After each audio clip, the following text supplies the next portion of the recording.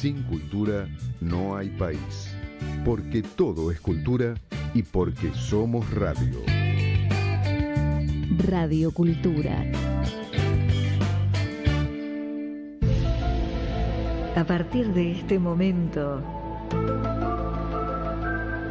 la Sociedad Argentina de Escritores y Radio Cultura presentan Confines del Conocimiento.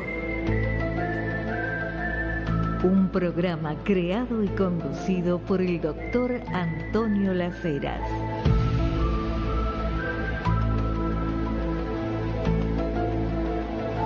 Buenas noches, aquí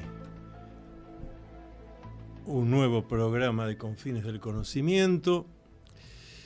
Seguimos hasta medianoche en punto.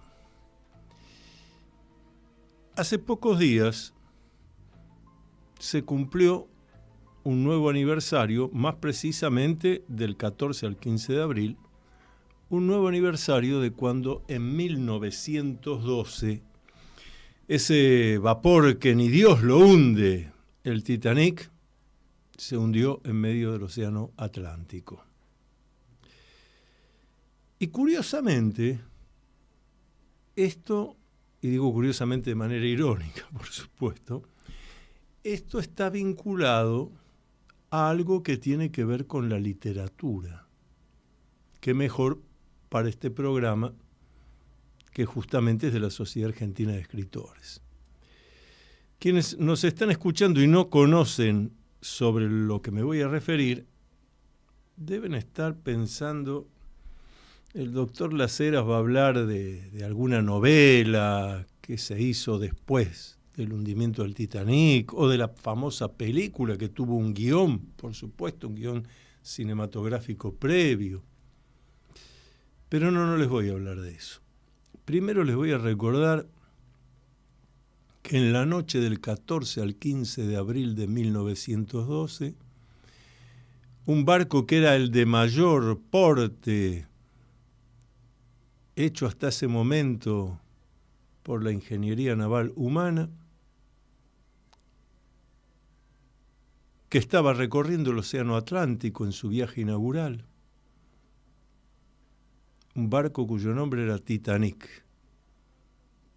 No sé si esto que voy a comentar ahora es cierto, pero algunos relatos pretendidamente históricos señalan que debajo del nombre Titanic alguien había escrito en la proa del barco: ni Dios lo hunde.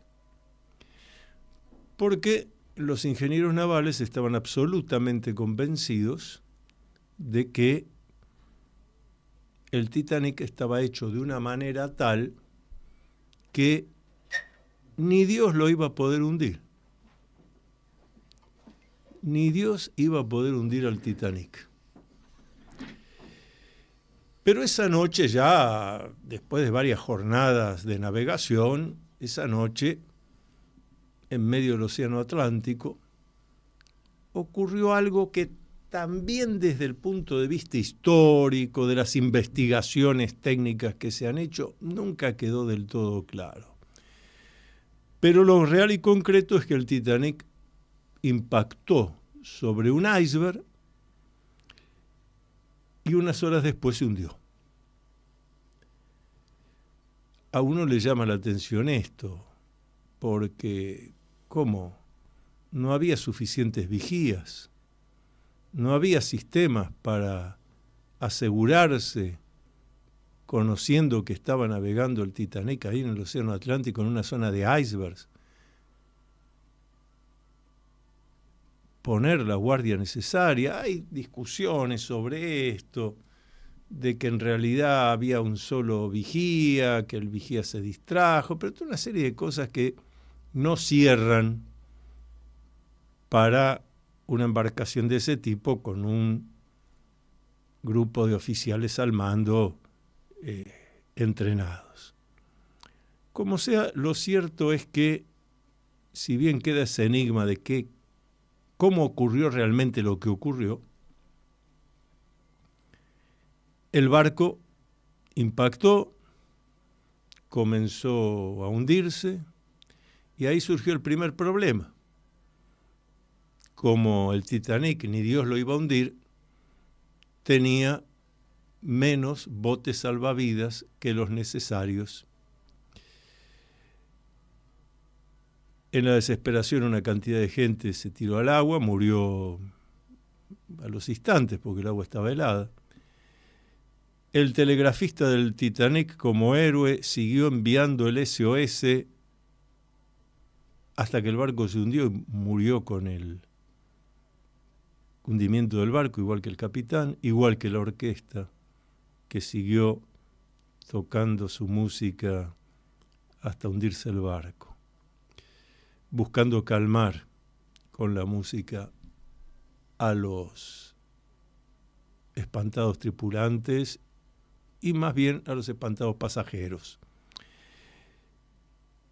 El SOS dio algún resultado porque un barco que pasaba cerca, el Carpathia, recibió las señales de emergencia, de peligro, de que nos estamos hundiendo, desvió su ruta, llegó a tiempo suficiente para salvar a unas cuantas personas. Y el resto es conocido. El barco se hundió. Esto ocurrió del 14 al 15 de abril de 1912. Ahora se cumplió hace unos días un nuevo aniversario. Y yo les decía al comenzar, y esto tiene mucho que ver con la literatura. Y les decía, más de uno va a pensar que me voy a referir a alguna novela, a la película que se hizo, que tiene un guión cinematográfico previo. No. Vamos a analizar lo siguiente. 15 años antes del hundimiento del Titanic, 15 años antes significa que voy a hablar de 1897, cuando la idea del Titanic ni siquiera estaba en la mente de los ingenieros navales que lo hicieron, ni de los que hicieron el financiamiento para construir el barco. Es decir, nadie en la humanidad de 1897 pensaba en la construcción del Titanic. En ese 1897 se publica una novela en Estados Unidos. Una novela escrita por lo que podemos denominar un escritor profesional. Gente que en aquella época escribía novelas por encargo. Un diario, por ejemplo, contrataba al escritor y, bueno, usted todos los meses me tiene que escribir una novela. Y los capítulos de la novela iban saliendo en el diario un día determinado. Uno de esos escritores profesionales que escribían novelas en cantidad se llamó Morgan Robertson. Pueden googlearlo, van a encontrar información interesante. Morgan Robertson escribe evidentemente antes de 1897 o en ese mismo 1897 porque una de sus tantas novelas a la que me voy a referir está publicada en ese 1897.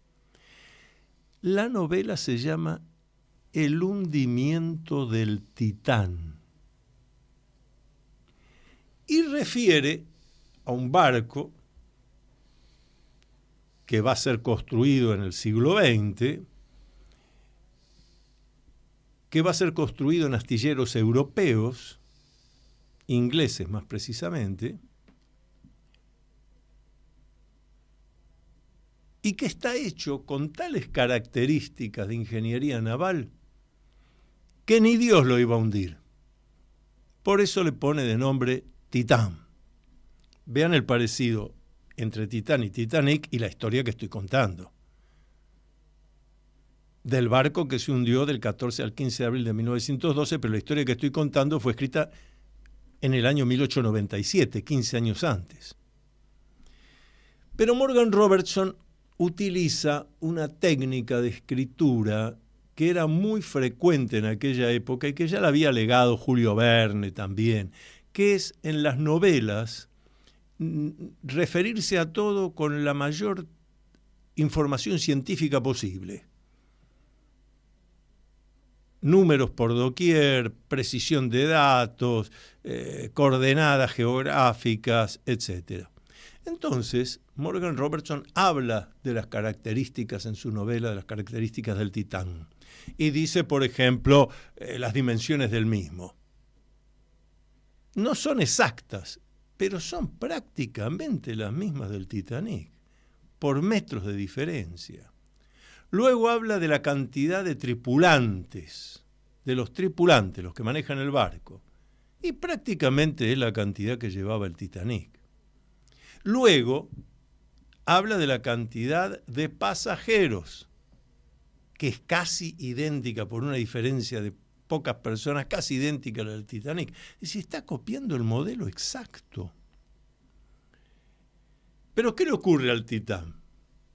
Ese barco imaginado por Morgan Robertson, ese barco que era insumergible, bueno, hace su primer viaje inaugural y va a recorrer el Océano Atlántico, de Europa a Estados Unidos, igual que ocurrió 15 años después con el Titanic. ¿Y qué le va a ocurrir a Morgan Robertson? Escribir con relación al Titán. El barco avanza y en medio del Océano Atlántico impacta con un iceberg. Y el barco, que ni Dios lo hunde, empieza a hundirse. Pero no termina ahí la historia, sino que agrega Morgan Robertson que mientras el barco se estaba hundiendo, constatan de que como el barco era insumergible, se había puesto una escasa cantidad de botes salvavidas, igual que pasó después 15 años con el Titanic. Pero no termina ahí. Un barco pasa cerca, advierte el siniestro que se está operando, desvía su ruta y salva una cantidad de gente. Igual que pasó con el Titanic, con el barco Carpathia. Es decir, Morgan Robertson, 15 años antes de los hechos del Titanic y por lo menos 10, 12 años antes de que se pusiera a pensar alguien en construir ese barco, describe en una novela, El hundimiento del Titán, todo lo que habría de ocurrir 15 años después. O sea, lo que en parapsicología, y más precisamente dentro de los fenómenos extrasensoriales, la precognición, en precognición decimos, la definición de precognición es conocimiento cierto de un hecho futuro que no puede ser concebido ni por razonamiento, ni por deducción, ni por inferencia lógica. Yo puedo decir hoy es viernes, mañana es sábado, pero eso no es ningún conocimiento del futuro, es una deducción. Ahora, ¿cómo un novelista puede hacer esto y transcribir 15 años antes lo que va a pasar 15 años después, con semejante precisión? Verdaderamente es un fenómeno parapsicológico de precognición. ¿Cómo pudo suceder esto? Bueno, nos interroga, antes que otra cosa, nos interroga sobre cuántas capacidades, llamémosle paranormales, tenemos los humanos y que en general desconocemos, pero que surgen a través de un acto creador como puede ser escribir una novela.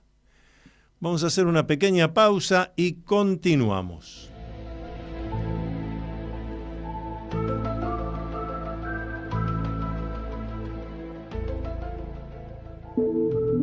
Atrévete a vivir en plenitud.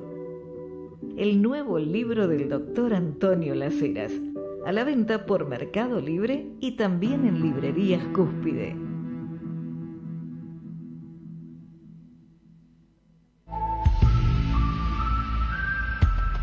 Usted está escuchando Confines del Conocimiento. Conducido por el Dr. Antonio Las Heras. Les recordamos que me pueden escribir directamente con sus preguntas, ideas, sugerencias a mi WhatsApp, que es 11 49 49 28 50. Les repito, 11 49 49 28 50. Todas mis investigaciones, los estudios que estamos haciendo, los libros que hemos publicado, los cursos que damos a distancia, todo está en mi página web. Visítenla, www.antoniolaseras.com. antoniolaseras.com. Y por supuesto este programa, como todos los demás, los pueden encontrar en la página web de Radio Cultura. Aquí estamos, como siempre, tenemos el defensor de los oyentes, al doctor Claudio Goncalves. Y me interesaría, Claudio, reflexiones tuyas sobre esta novela de Morgan Robertson, El hundimiento del Titán. Bueno, buenas noches, Antonio. Estábamos escuchando atentamente tu relato y vamos a analizar algunas cuestiones.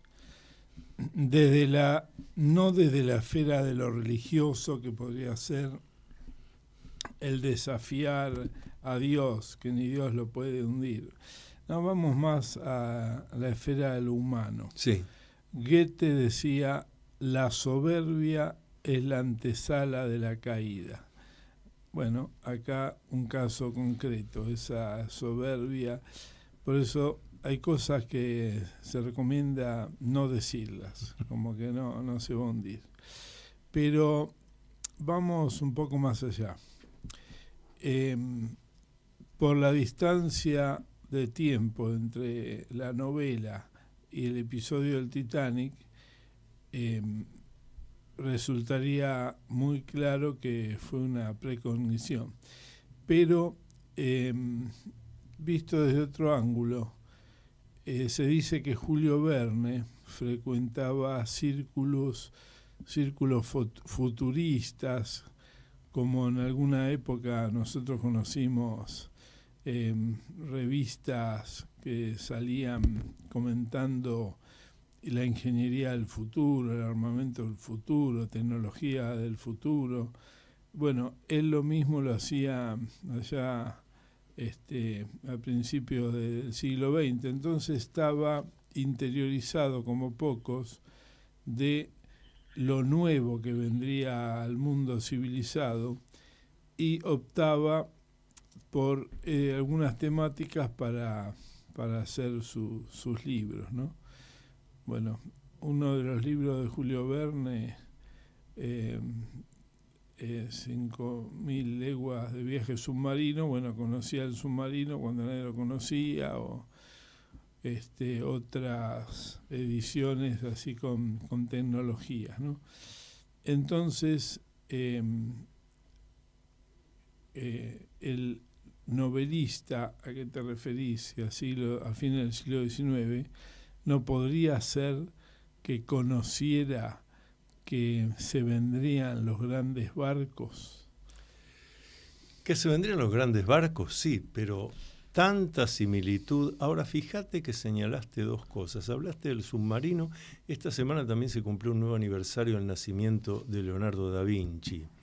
Entre otras cosas que este humano singular, Leonardo da Vinci, ideó, además del helicóptero, que es una idea de Leonardo da Vinci, ideó el submarino.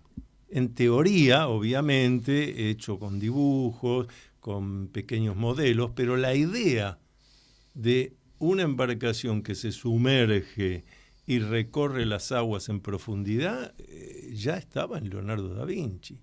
Ahora acabas de mencionar otra historia que también, y otro novelista, que también nos lleva a este tema de la precognición. Vos mencionaste a Julio Verne. Julio Verne escribe una novela que se llama De la Tierra a la Luna. Esa novela tiene características muy asombrosas. Primero y principal, porque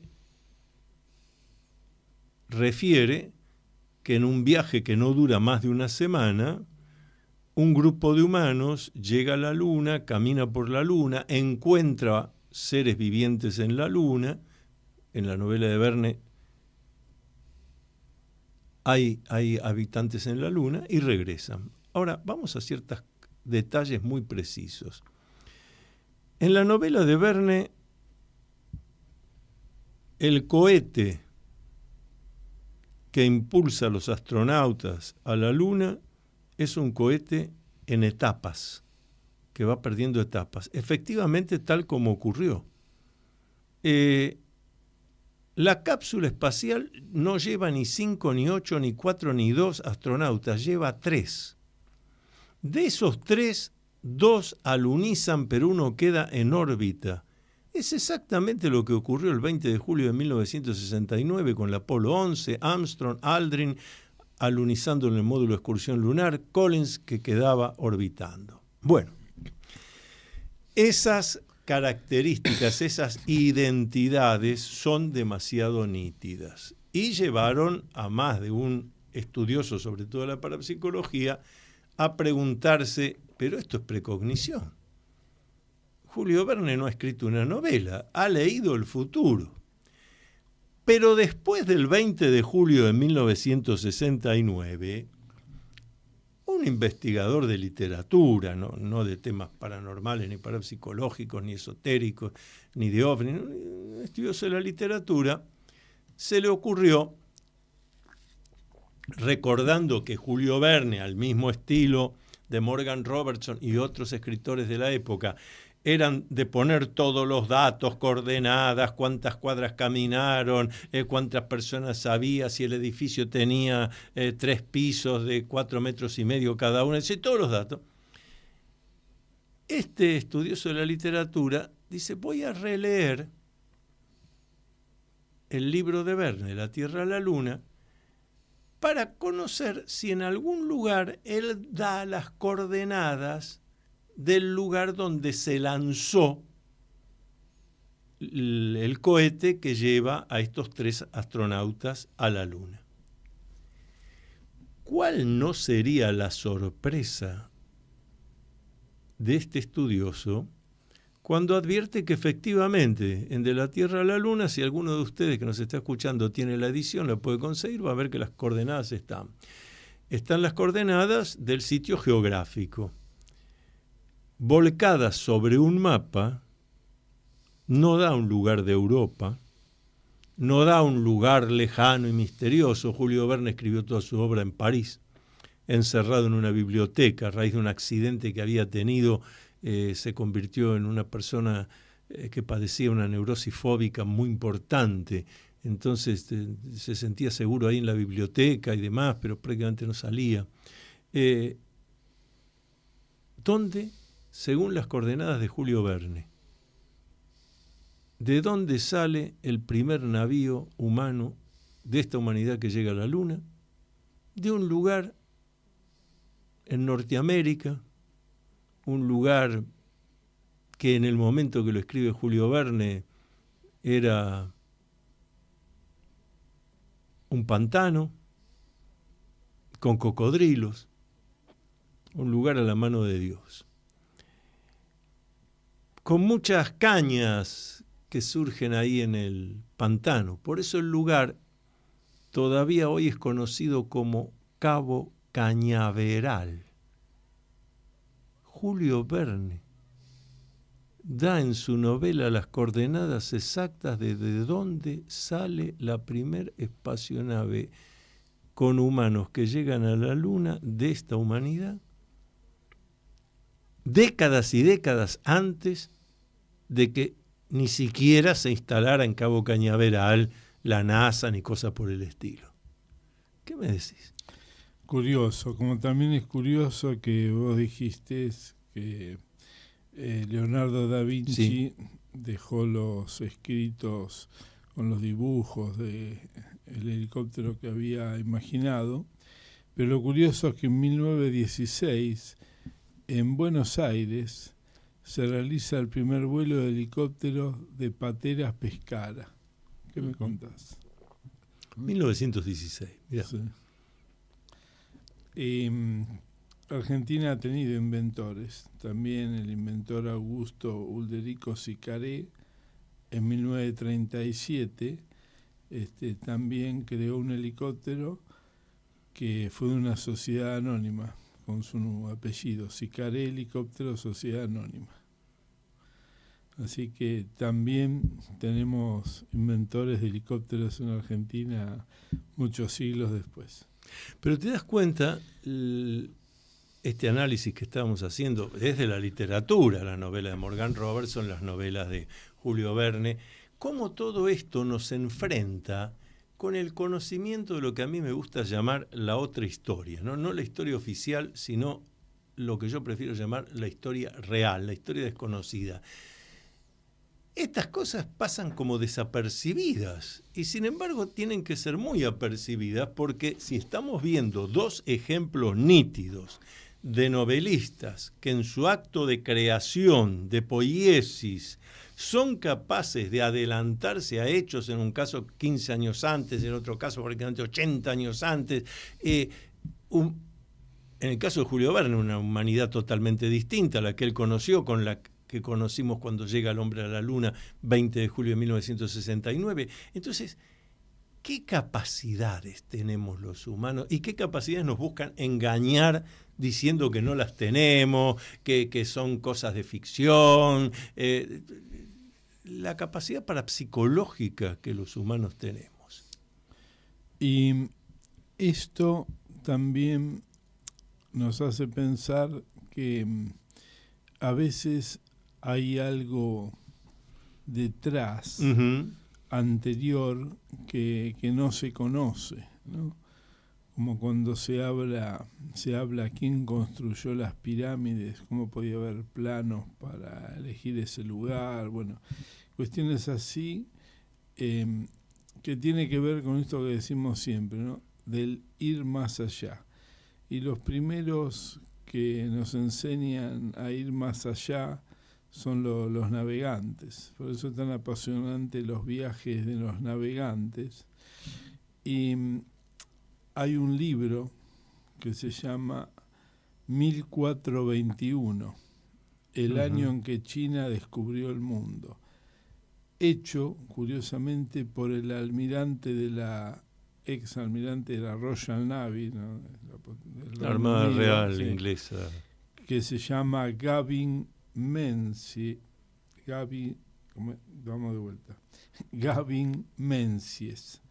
Gavin Menzies, por su trabajo, almirante, era submarinista, recorrió el mundo varias veces y en este libro todo lo que dice está documentado.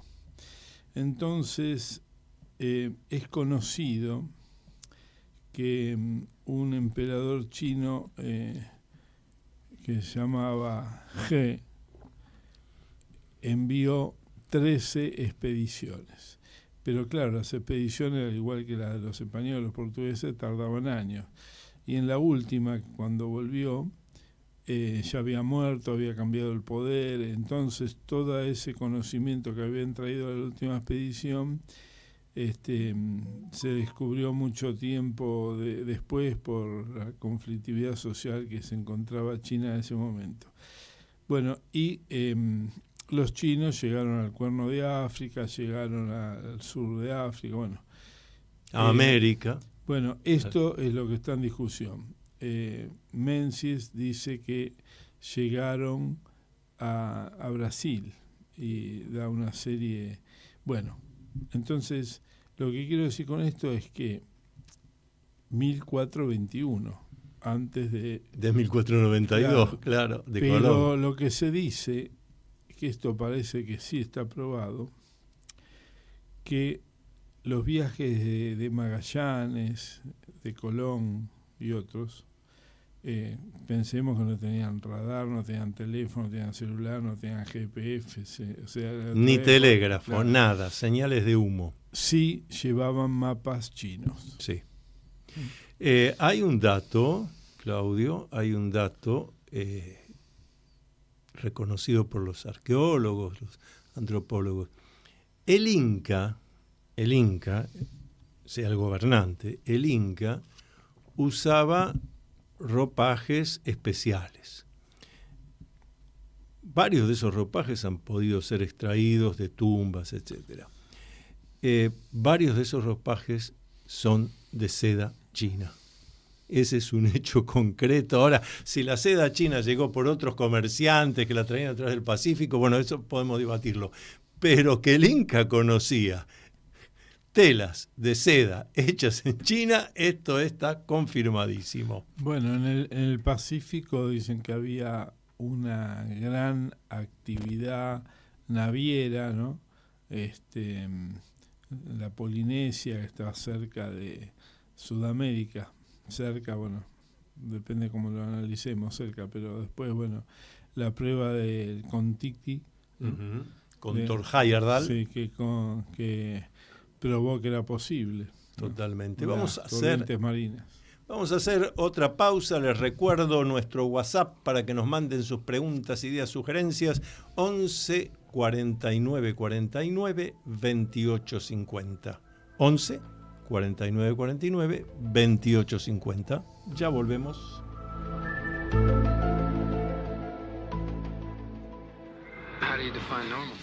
¿Te interesa el tema de los ovnis? Si te interesa saber sobre los ovnis, tienes que leer ¿Qué hay detrás de los ovnis? Un libro de Antonio Las Heras. Pídelo en librerías Cúspide o por Mercado Libre.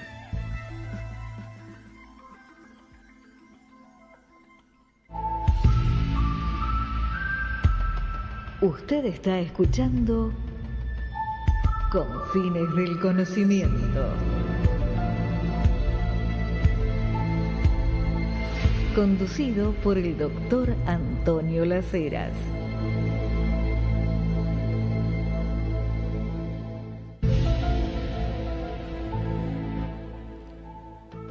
Ustedes, queridos oyentes,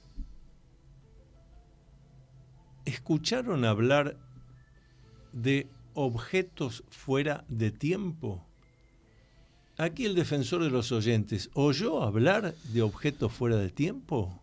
Bueno, cuando se habla de los viajeros del tiempo, también se habla de los objetos fuera de tiempo. Y hay en YouTube una lista de algunos objetos que son reportados como famosos. Uh-huh. Voy a dar un ejemplo. Esto lo he visto, lo he constatado y lo puede hacer cualquiera que vaya al Museo Arqueológico de Antigüedades de Atenas, Grecia. Hay una sala, o sea que no es solo un objeto, hay una sala completa dedicada a este objeto fuera de tiempo que se conoce usualmente con la terminología la computadora de Antiquitera. Yo dentro de unos instantes voy a leer un informe para que no se nos escape ningún detalle. Pero, insisto, cualquiera que va a Atenas, Grecia, y quiere ir al museo, va, recorre el museo, es interesantísimo, pero cuando llegue a la sala dedicada a la computadora antiquitera, va a necesitar, afortunadamente hay asientos puestos, va a necesitar sentarse, quedarse mirando. A principios del siglo XX, un grupo de pescadores en el mar Egeo, cerca de la isla de Antiquitera, sacan sus redes y junto con en las redes, además de algunos peces, encuentran una cosa que está con todo lo que algo que ha pasado mucho tiempo en la profundidad del mar, así que pero que le llama la atención a los pescadores porque advierten que ven, escuchen lo que voy a decir, tornillos y tuercas.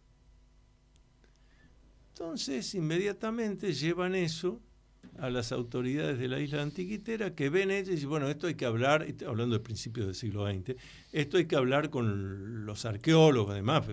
En Grecia se presta mucha atención a todas las antigüedades, todo, conocer la historia de ellos mismos les importa mucho.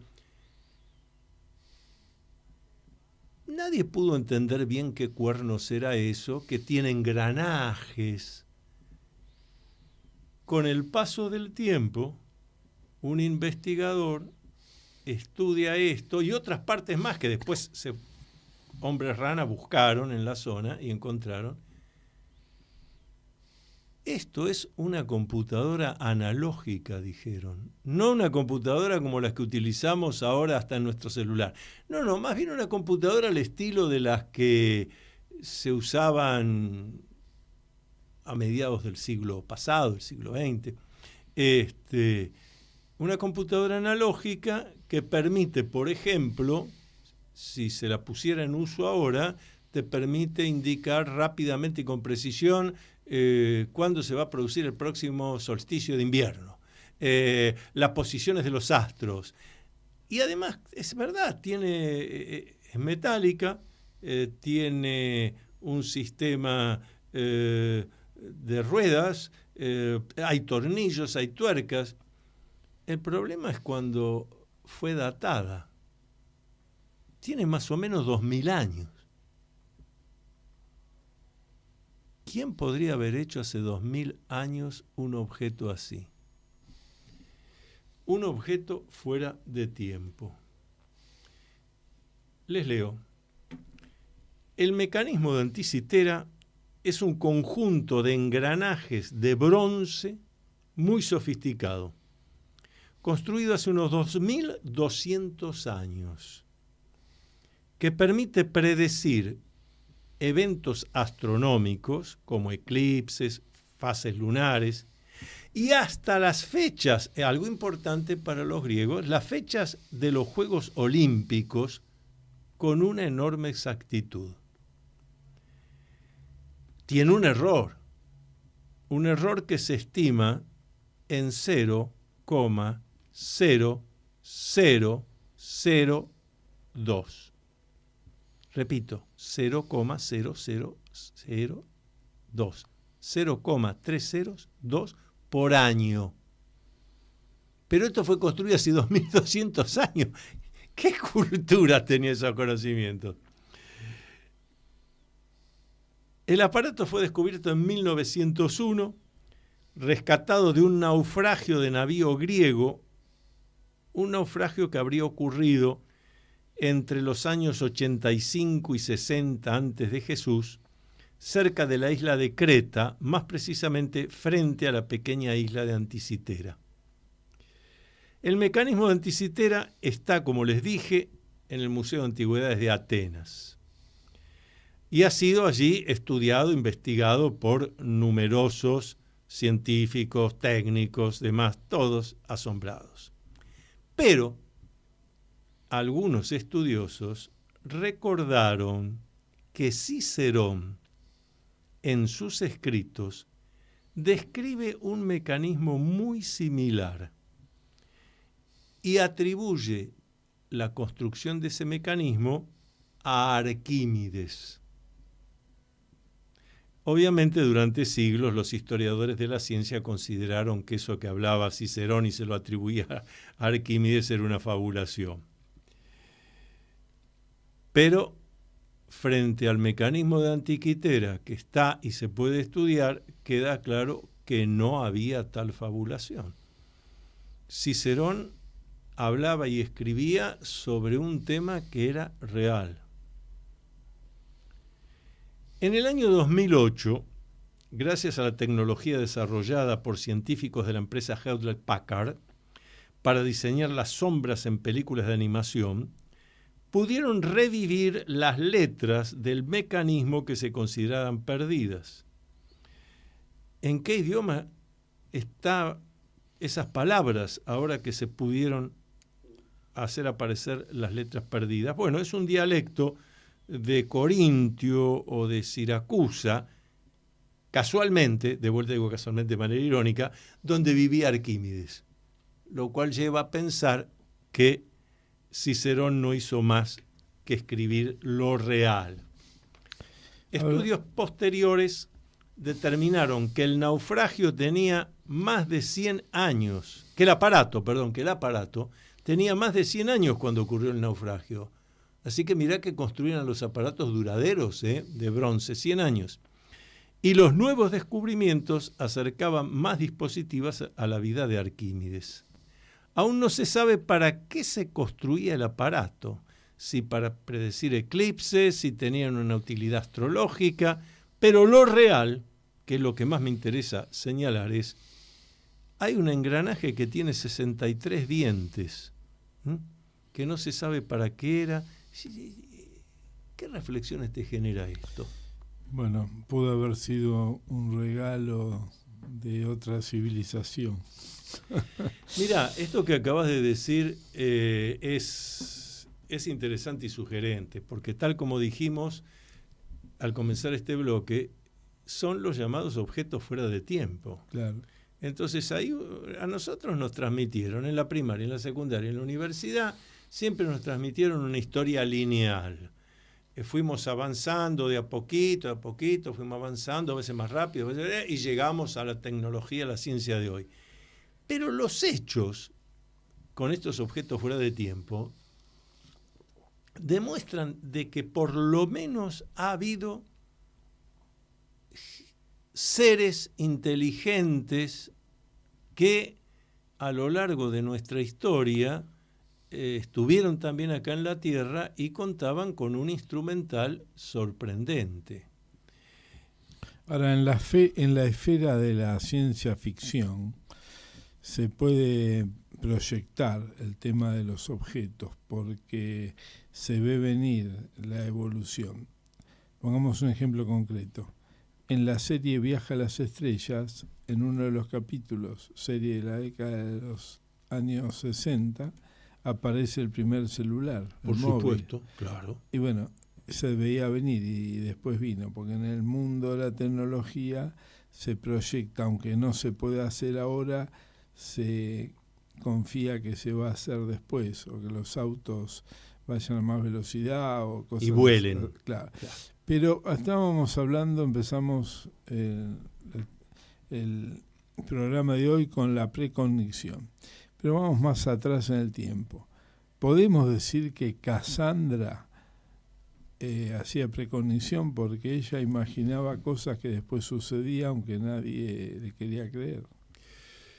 En verdad, todo lo que tiene que ver con el mundo de los oráculos, de los sitios de adivinación, de las personas capacitadas, todo eso nos lleva inmediatamente a los fenómenos parapsicológicos, extrasensoriales, clarividencia, telepatía y precognición, porque no solo hablar de hecho futuro, también el hablar de algo que está pasando en este momento. Ve a tu casa que lo que está sucediendo es.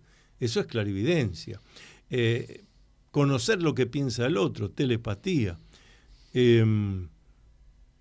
lo interesante es que, qué bueno que señales esto, porque en todo el mundo antiguo, civilizaciones de tal desarrollo cultural que como la griega todavía hoy seguimos hablando de Sócrates, Platón, Aristóteles, los trágicos griegos, Eurípides, entre ellos, Sófocles, pero todas esas culturas hacían honor a esa capacidad que hoy llamamos extrasensorial, en aquella época se suponía que era comunicación con las divinidades, para conocer lo que no podemos conocer a través de los 5 sentidos. Tema interesante. ¿Por qué en la civilización actual todo eso pasa a ser charlatanismo? ¿Qué va a decir? Te cuento algunas cosas de objetos fuera de tiempo. Allá por, hace de esto 50 años, sí, un ingeniero, Koenig, está en el fin de semana en Bagdad y como no tiene qué hacer, decide ir a recorrer museos. Y empieza por el Museo de Antigüedades de Bagdad. Observa una vitrina donde hay unos objetos y abajo el cartelito que señala objetos de culto. Porque me voy a permitir decir que la antropología, la arqueología, cuando encuentra objetos que no puede clasificar, dice posiblemente objetos de culto. Bien. Pero Koenig era ingeniero. Entonces observa eso, que también tienen como 2000 años de antigüedad, pero estoy hablando de Bagdad, y esto hace 50 años. Entonces le llama algo la atención, se va, vuelve en la semana, pide hablar con el director del museo, se presenta y le dice, ¿usted me deja hacer un experimento con esos objetos de culto? ¿Qué es lo que va a hacer? Mire, muy simple. A ese objeto de cerámica que adentro tiene algo así como una cosa metálica, bueno, yo lo que le pido a usted es, déjeme ponerle agua destilada y yo traigo acá estos cables con esta lamparita, una lamparita de las que en esa época se usaban en las linternas. Déjeme hacer este experimento. Se lo autorizan. Allí van a encontrar la historia de las pilas de Bagdad, que también pueden googlear. Koenig pone agua destilada, acerca los dos cablecitos, la lamparita se enciende. Los llamados objetos de culto no son otra cosa que unas rudimentarias pilas como las que usamos nosotros en nuestras linternas. ¿Qué hacemos?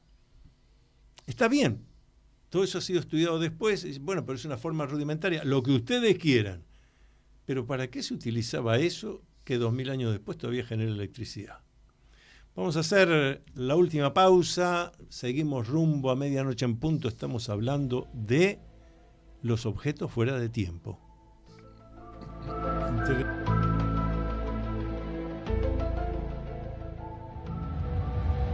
Los miembros de la Sociedad Argentina de Escritores tienen libre acceso a la Feria Internacional del Libro de Buenos Aires, tener a la venta sus libros en el stand de la entidad y un espacio para dialogar con los lectores. Otro de los tantos beneficios de ser miembro de la Sociedad Argentina de Escritores.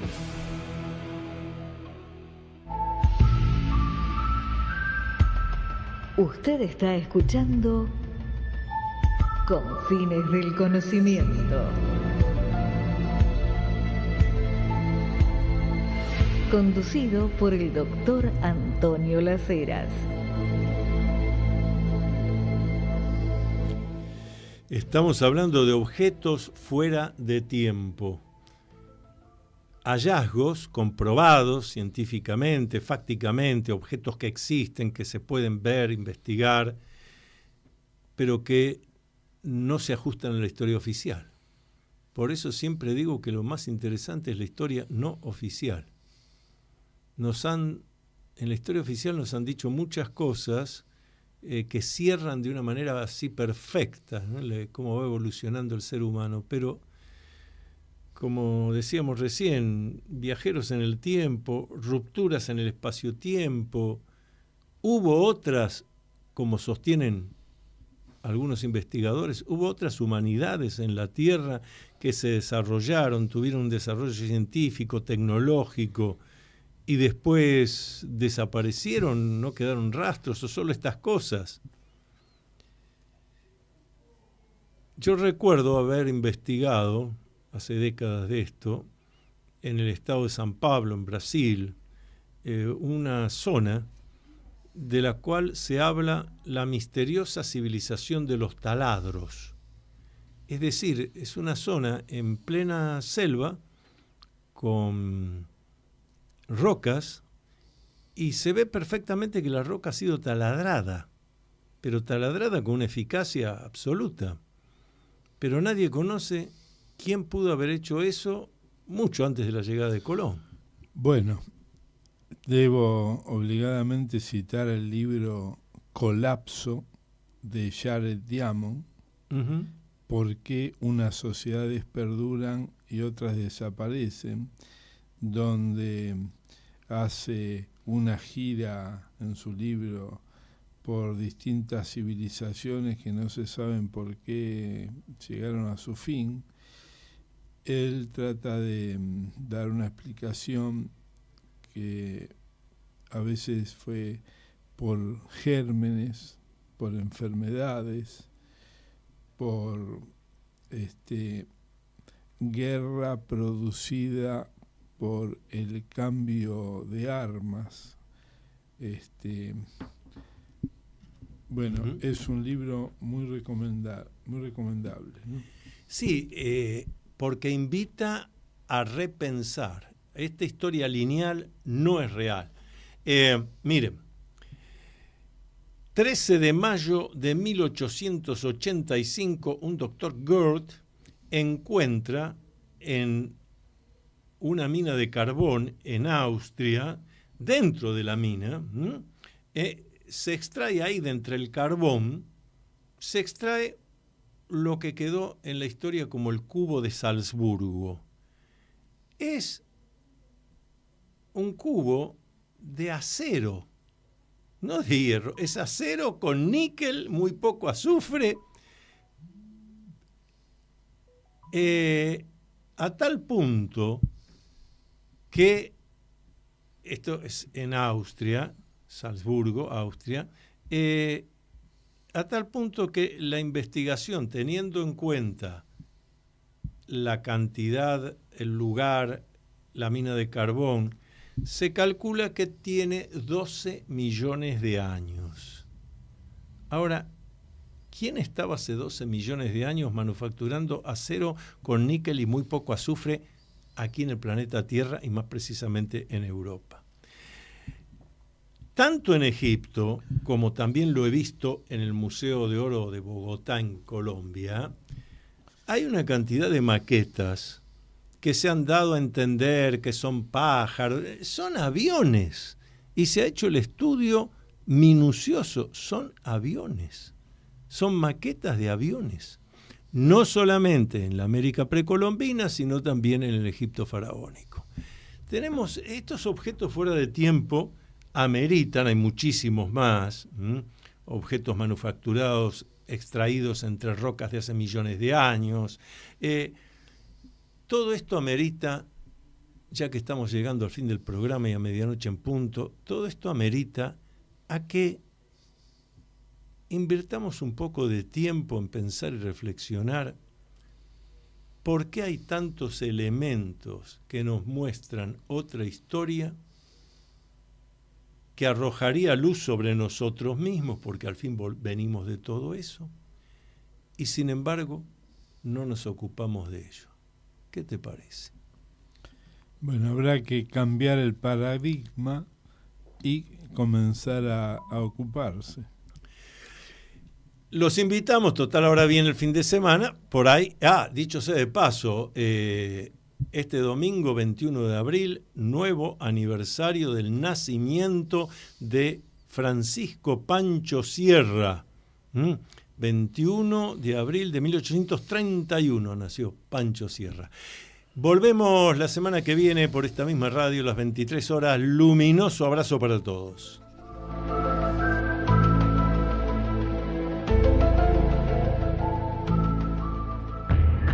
Para conocer realmente qué es, cómo funciona y cuál es la verdadera historia de la masonería, tienes que leer Masonería en la Argentina, Enigma, Secreto y Política. Reciente libro del doctor Antonio Las Heras. Masonería en la Argentina, Enigma, Secreto y Política. Puedes adquirirlo en librerías Cúspide o pidiéndolo en Mercado Libre. Hasta aquí. La Sociedad Argentina de Escritores y Radio Cultura presentaron Confines del Conocimiento, un programa creado y conducido por el doctor Antonio Las Heras.